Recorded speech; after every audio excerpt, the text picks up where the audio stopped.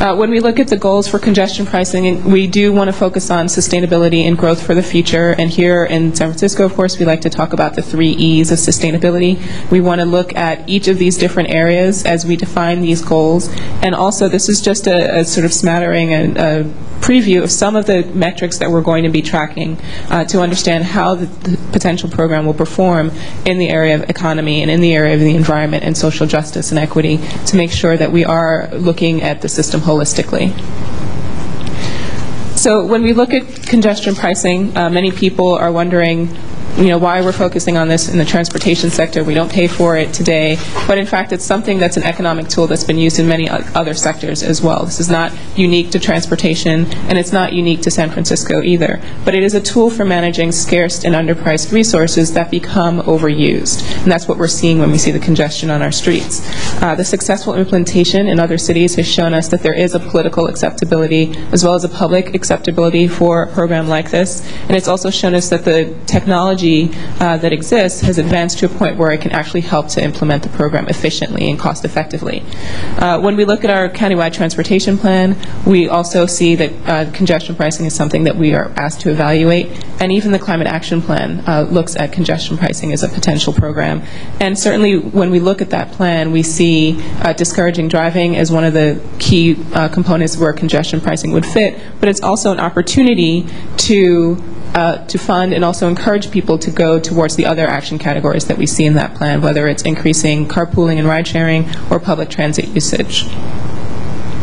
So just to make sure that we all understand how we define congestion pricing, it is a package of congestion management improvements. Certainly the key piece that most people focus on is this fee that would be paid by motorists for driving on congested roads or in congested areas, but it's also inclusive of revenues that can be reinvested into transit improvements, into signal timing, into bicycle access, really to give people better options for how they would commute or to travel into the city, and to really show them value for the revenues and value for the fees that they would be paying.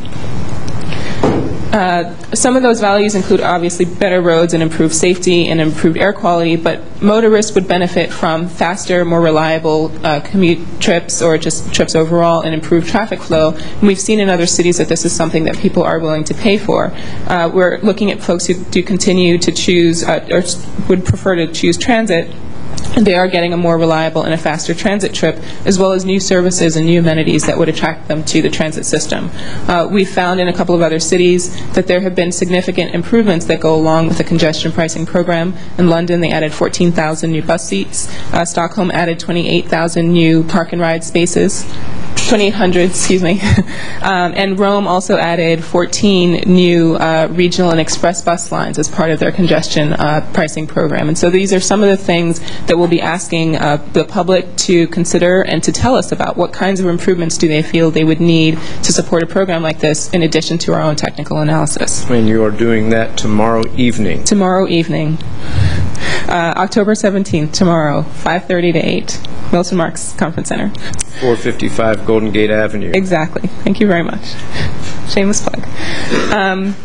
We have conducted some case studies to understand how congestion pricing fares around in a couple of the other cities where it's been implemented, and there are many different sizes and shapes for the footprint of a program. London is a much larger city, and it has a very different footprint. London charges a flat fee between 7 and 6, and the fee doesn't change over the course of the day, whereas Stockholm varies their fee, where it's higher during the peak and lower in the off-peak, and sort of tapers off according to the levels of congestion, and that we've seen more shifting in Stockholm to the shoulders of the peak hours. And again, this is something that we'll need to incorporate looking at these different models. What we've also found in our case studies is in London, for example, the program began in 2003 with just the central area and was expanded to the western area because of such a successful program. And in Stockholm, they implemented a pilot for over 7 months and then went to the voters with a referendum to find out, did the voters want to continue with this program? And it was approved in Stockholm. And so again, showing that there is some public and political acceptability for a program like this.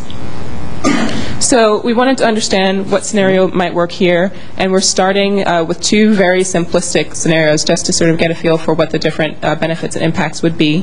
What you're seeing here is our congested roads, both transit and auto congestion, and we're identifying a potential zone where we could begin to draw, and this is just a place to start. This is if we were to focus on a potential zone, but we could also look at this by focusing on key roads or routes and looking at the gateways into the city. And certainly, sorry? So it kind of looks like the 3rd supervisorial district. Go ahead. When we look at the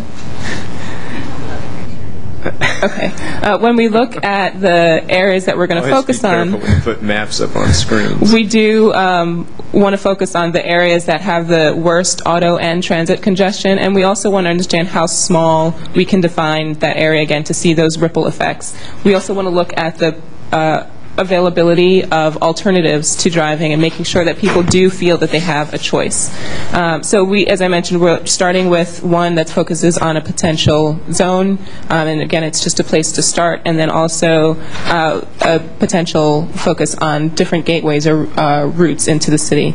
And certainly for the north and east, there are sort of natural gateways, but looking at the south, we're going to have to pay a little bit more attention to sort of how this would impact diversions into the neighborhoods and how we would actually define sort of what that gateway is. So the study goals are pretty focused. We want to understand what scenarios might be feasible for congestion pricing, what improvements should be included as part of the package, and again that focuses on both technical analysis as well as public outreach and input, and what the potential benefits and impacts would be, all with hopes of understanding is congestion pricing right for San Francisco. We want to focus on the system performance, but we also want to understand how this system would perform financially and what the economic impacts and benefits might be, what technology systems exist here in the Bay Area today, and how we can leverage those systems to design a program, and also work with regional institutions to understand who should operate a system like this and how we would carry it out if we were to do so.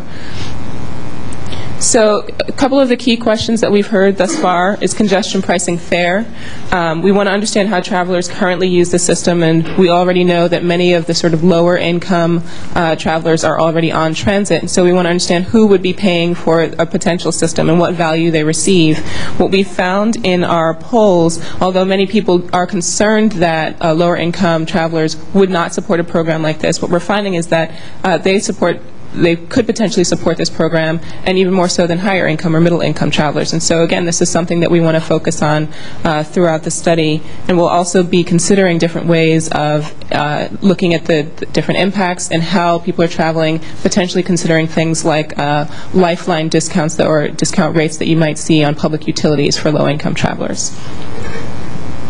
When we look at the business impacts and sort of the competitiveness of San Francisco, what we find in other cities is that their congestion pricing zone has actually not hurt them as much as people would have thought, and in some cases has even benefited them. Their downtown centers are still thriving and the cities are still thriving.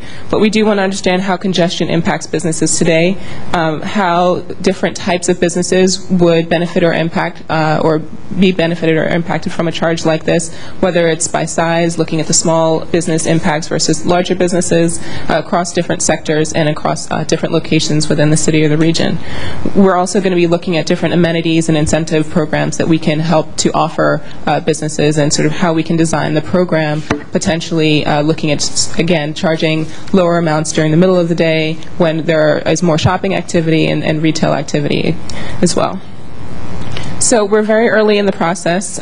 We are heading into our first public workshop series, and we'll be having a workshop here in San Francisco tomorrow evening, but also we will have workshops within the region as well to understand how regional travelers would fare. We will have another series of workshops over the coming months and hope to generate recommendations in the summer of 2008.